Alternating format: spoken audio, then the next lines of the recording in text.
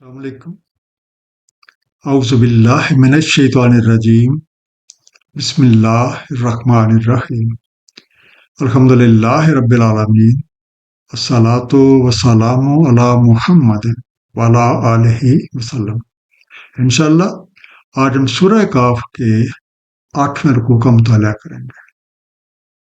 اس سے پچھلے رکوع کا خاتمہ اس بات پہ ہوا تھا کہ رب کریم کے سوا دوسروں کی بندگی کرنے والوں، راہ راست سے دور رہنے والوں، رب کریم کی نشانیوں اور تنبیہات کا مذاق اڑانے والوں کو جب رب کریم کے حضور پیش کیا جاتا ہے تو انہیں کہا جاتا ہے کہ جن ہستیوں کو تم نے شریک ٹھہرا رکھا تھا ان کو بلاؤ۔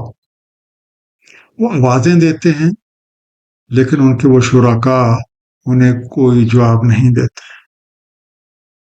اس وقت یہ حقیقت ان لوگوں پہ واضح ہو جاتی ہے کہ وہ کس قدر گمراہی کا شکار تھے، اور آپ کو دیکھتے ہی انہیں یہ پختہ گمان ہو جاتا ہے کہ انہیں اپنے اعمال کی پاداش میں اسی میں جا پڑنا ہے۔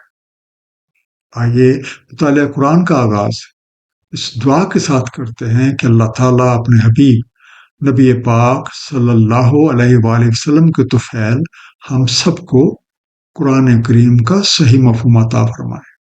سورہ کاف رکوع نمبر 8، جو کہ آیات 54 سے 59 تک ہے۔ بسم اللہ الرحمن الرحیم۔ وَلَقَدْ صَرَّفْنَا فِي هَذَا الْقُرْآنِ لِلنَّاسِ مِنْ كُلِّ مَثَلٍ، اور تحقیق ہم نے تصریف کی اس قرآن میں لوگوں کے لیے ہر طرح کی مثال۔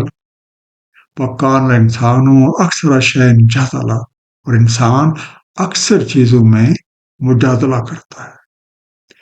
رب کریم کے کلام قرآن کریم کی شان یہ ہے کہ اس میں ہر طرح کی مثالیں بار بار اور مختلف پیرائے میں بیان کی گئی ہے تاکہ کسی بھی معاملے کا ہر پہلو بالکل صاف اور واضح ہو جائے، بات اچھی طرح سے ذہن نشین ہو جائے تاکہ اس کو تسلیم کرنے اور اس پہ عمل کرنے میں کوئی جھجک نہ رہ جائے۔ لیکن انسان یعنی رب کریم سے کیے ہوئے وعدے کو بلائے رکھنے والے کی حالت یہ ہے کہ وہ اکثر جھگڑے ہی نکالتا رہتا ہے، جس کی بدولت یہ خسارے کا شکار ہو جاتا ہے۔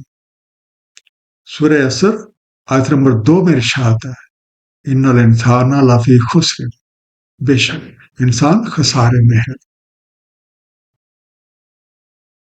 وما منع الناس ان یؤمنوا اذ جاءهم الہدی ویستغفروا ربهم، اور نہیں مانے ہوا لوگوں کو کہ وہ ایمان لے آتے جب پہنچی ان کے پاس ہدایت اور وہ استغفار کرتے اپنے رب سے۔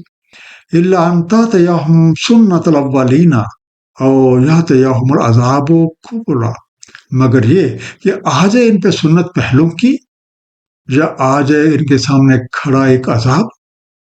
سنت اس کا مادہ سنم، سین نون، کوئی ایسا کام یا کوئی ایسا فعل جو تسلسل سے ہوتا چلا آ رہا ہو، اوے کنٹینیوسلی ان پریکٹس۔ سوچنے کی بات یہ ہے کہ جب لوگوں کے پاس رب کریم کی ہدایت پہنچتی ہے تو وہ آخر کون سی چیز ہے جو انہیں اس کے ماننے سے روک دیتی ہے، اور وہ اس کے مطابق اپنی زندگیوں کو سنوارنے کی بجائے رب کریم سے اپنے گناہوں کی مغفرت کی بجائے اس کے خلاف کرنے کو ہی ترجیح دیتے ہیں۔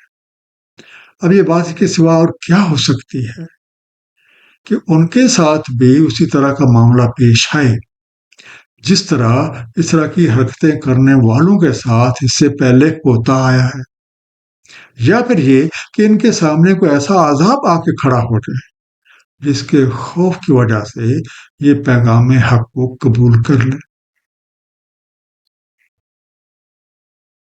وما نرسل المرسلین الا مبشرین ومنذرین، نہیں بھیجتے ہم مرسلین کو مگر بشارت دینے والے اور متنبع کرنے والے.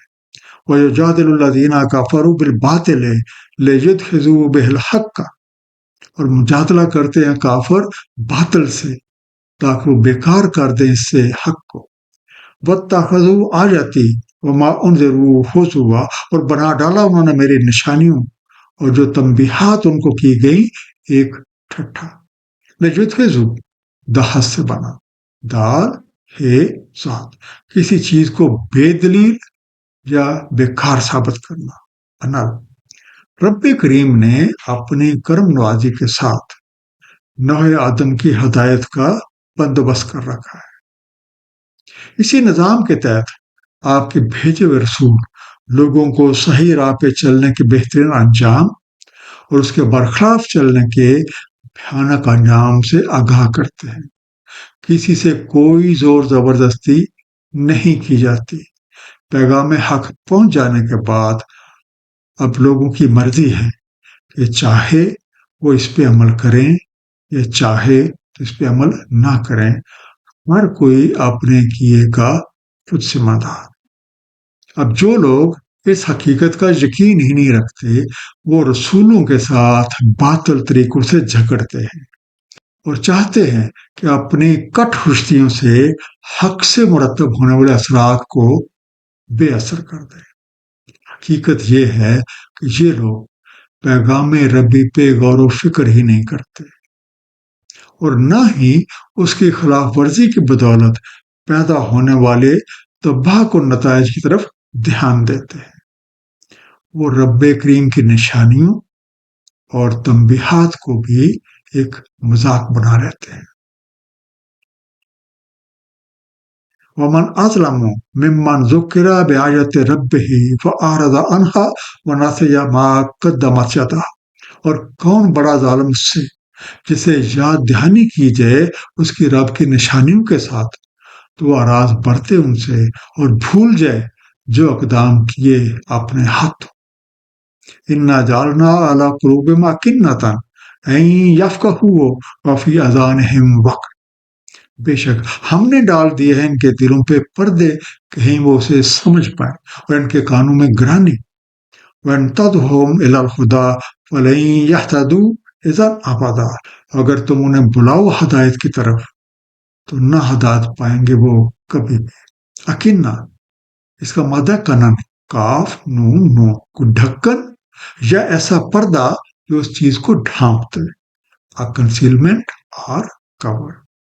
اب اس شخص سے بڑا ظالم کون ہو سکتا ہے کہ جب اسے اس کے رب کریم کی نشانیوں کے ساتھ اس امانت کی یاد دہانی کروائی جائے جس کا وہ حامل ہے اور اسے وہ عہد یاد دلایا جائے جو اس نے اس دنیا میں آنے سے پہلے کیا تھا، اور وہ تھا کہ اللہ کے سوا کسی کی بندگی نہ کرنا اور اسی کی ہدایت کی روشنی میں اپنی زندگی بسر کرنا.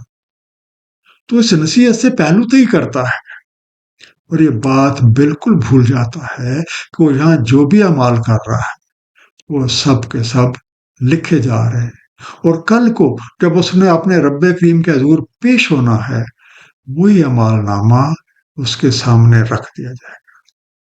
اس بھول کی وجہ وہ پردے ہیں جو غلط روش پہ چلنے کی وجہ سے دل و دماغ پہ پڑ جاتے ہیں، جس کی وجہ سے حق کو سمجھنے کی صلاحیت ہی مفقود ہو جاتی ہے اور کانوں میں ایسی گرانی پیدا ہو جاتی ہے کہ بندہ حق بات سننا گوارا ہی نہیں کرتا. اب جن لوگوں کی ایسی حالت ہو جائے آپ چاہیں انہیں کس قدر ہدایت طرف بلائیں وہ اس کی طرف نہیں آنے کے. سورہ انعام آیت نمبر 144 میں ارشاد ہے، بے شک اللہ تعالیٰ نہیں ہدایت فرماتا ظلم کرنے والے لوگوں.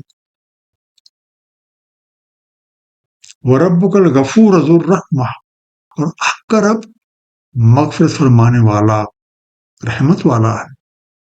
لَوْ يُؤَاخِذُهُم بِمَا كَسَبُوا لَعَجَّلَ لَهُمُ الْعَذَابَ، اگر وہ ان کا مواخذہ فرمائے بس باب ان کے کسب کے ضرور انہیں جلد عذاب دے.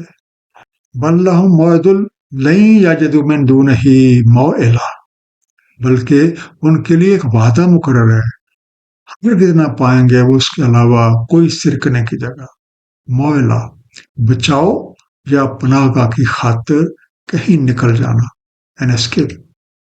اب جو لوگ ظلم کی روش پہ ہی تلے رہتے ہیں، رب کریم کی نشانیوں اور تنبیہات کا مذاق اڑاتے ہیں اور کفر کی راہ پہ اندھا دھند گامزن رہتے ہیں، ان کی حالت کا تقاضا تو یہ ہے کہ ان پہ فوری گرفت کی جائے اور ان پہ کوئی نہ کوئی عذاب مسلط کر دیا جائے۔ لیکن رب کریم بہت مغفرت فرمانے والے ہیں، ان کا دامن رحمت بہت وسیع ہے، اور اسی رحمت کی بدولت وہ لوگوں کو ایک وقت مقرر تک مہلت دیتے ہیں تاکہ جو کوئی سنبھلنا چاہتا ہے وہ سنبھل جائے اور اپنی راہ درست کر لے۔ لیکن جب وہ وقت پورا ہو جاتا ہے تو پھر نافرمانوں کے لیے کہیں بھی نکل بھاگنے کی کوئی جگہ نہیں ہوتی۔ وَتِلْكَ الْقُرَىٰ أَهْلَكْنَاهُمْ لَمَّا ظَلَمُوا، یہ ہے وہ قریے جنہیں ہم نے ہلاک کیا جب وہ ظالم ہو گئے۔ وَجَعَلْنَا لِمَهْلِكِهِم مَّوْعِدًا، اور ہم نے کیا تھا ان کی ہلاکت کے لیے ایک وعدہ مقرر، موعدہ، مقرر کیا ہوا وعدہ، a promised time or place۔ یہ وہ سنت اولین ہے جس کا ذکر اسی صورت کی آیت نمبر 55 میں ہو، اور یہ وہ طریقہ کار ہے جو شروع سے اسی طرح چلا آ رہا ہے، اور اس میں کوئی تبدیلی یا تعطل واقعہ نہیں ہوتا۔ جیسا کہ سورہ احزاب آیت نمبر 62 میں ارشاد ہے، سنت اللہ تعالیٰ کی ان میں جو ہو گزرے اس سے پہلے، اور نہ پاؤ گے تم اللہ کی سنت میں کوئی تبدیلی واقع ہو۔ اس سنت کے مطابق وہ تمام بستیاں ہلاک کر دی گئیں جنہوں نے ظلم کو ہی اپنا شیوا بنائے رکھا۔ ان میں سے ہر ایک کے لیے ہلاکت کی ایک میعاد مقرر تھی، لیکن جب وہ اس مہلت کے دوران نہ سنبھلے تو عذاب نے انہیں آ لیا۔ مقام غور ہے کہ آج ہماری کیا حالت ہے۔ اگر ہم ظلم و ستم سے باز نہیں آئیں گے تو کیا ہم پہ سنت کا اطلاق نہیں ہوگا؟ سوچئے گا۔ ایک مختصر خلاصہ اس رکوع کا، رب کریم اپنے نظام ہدایت کے تحت ہر قوم میں اپنے پیغمبر بھیجتے رہتے جو لوگوں کو حق کی دعوت دیتے ہیں، قانون ربی کی پاسداری کے عمدہ نتائج اور اس کی خلاف ورزی کے بھیانک انجام سے خبردار کرتے۔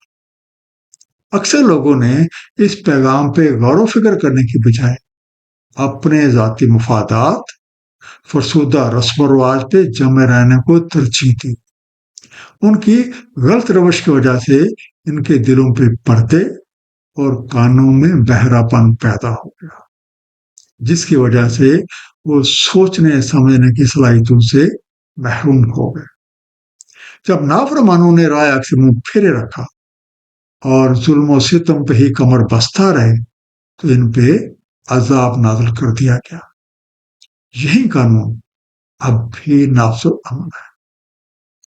اللہ تعالیٰ ہم سب کو قرآن کریم کو صحیح طور پہ سمجھنے اور اس پہ نبی کریم صلی اللہ علیہ وآلہ وسلم کی سنت مبارکہ کے مطابق عمل کرنے کی توفیق عنایت فرمائے۔ صدق اللہ العلی العظیم، صلی اللہ تعالی علی حبیبہ محمد وآلہ وسلم۔